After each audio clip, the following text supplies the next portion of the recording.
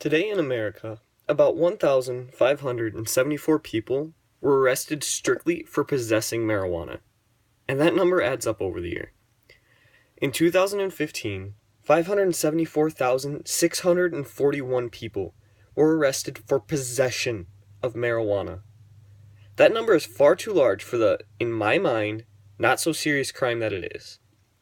I believe that marijuana legalization is the obvious next step for our nation, as it is not only a good idea for the people, but for the economy as well. But with taking that next step, it must be taken correctly.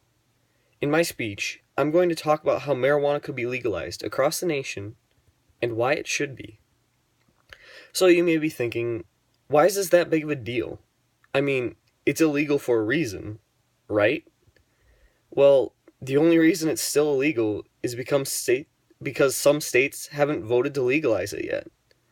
For example, both Colorado and Washington legalized marijuana during the 2012 election cycle, and that has caused a large sum of money to be earned from it. In the first year of legal marijuana, Colorado earned $53 million in taxes from it, according to a money.cnn.com article. That's a large amount of money that could go towards things such as funding education or drug rehabilitation.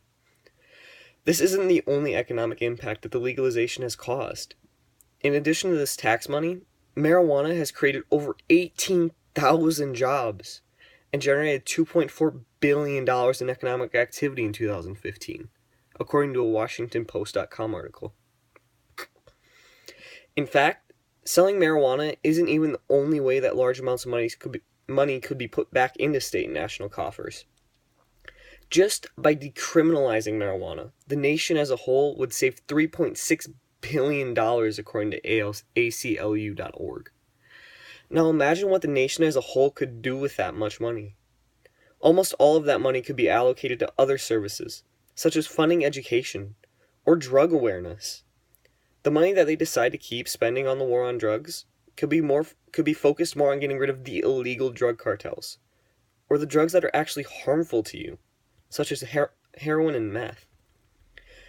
Currently, marijuana is illegal at the national level.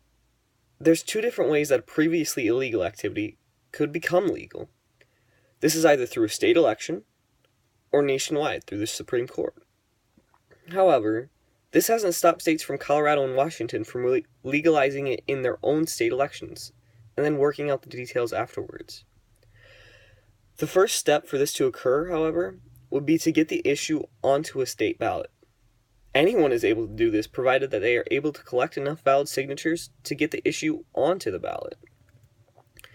There are some regulations that must be followed during the collection of signatures. For the purpose of this speech, and to keep it relevant to us, I'm only going to talk about the requirements for South Dakota. The first thing that would have to be done would be to apply to petition.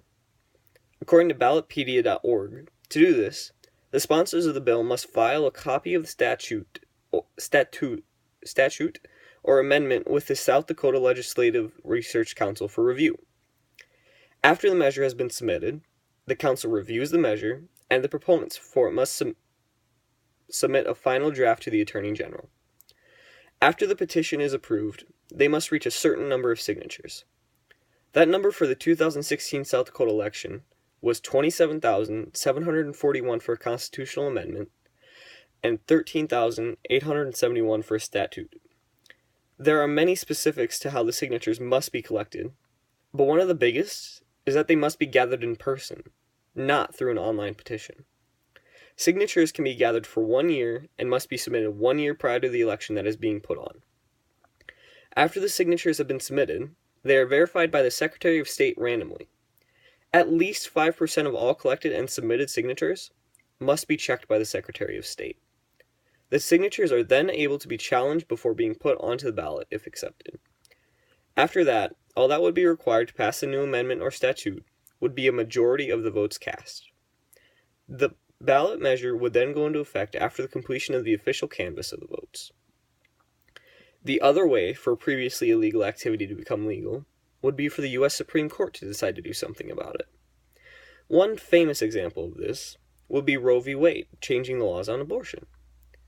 However, Roe v. Wade was appealed to the Supreme Court from a lower court, the likelihood that a marijuana case would be appealed and accepted by the Supreme Court in South Dakota is extremely unlikely. It would be possible to submit the case directly to the Supreme Court, but it would then be thrown into a group of other cases for which the Supreme Court has been submitted, and again, would be rather unlikely to be chosen from among them. Getting marijuana legalized at the state level is probably the easiest way to get things done. Passing a marijuana legalizing statute or amendment will never be easy. It will have to be worked on for long hours and long days just to get it on the ballot. It may fail right away, but without a doubt, I believe that is the best thing for the state and the nation. It not only reduces costs, but it would also make a large amount of money and cause a large amount of economic growth. If we work hard enough, it may just happen too.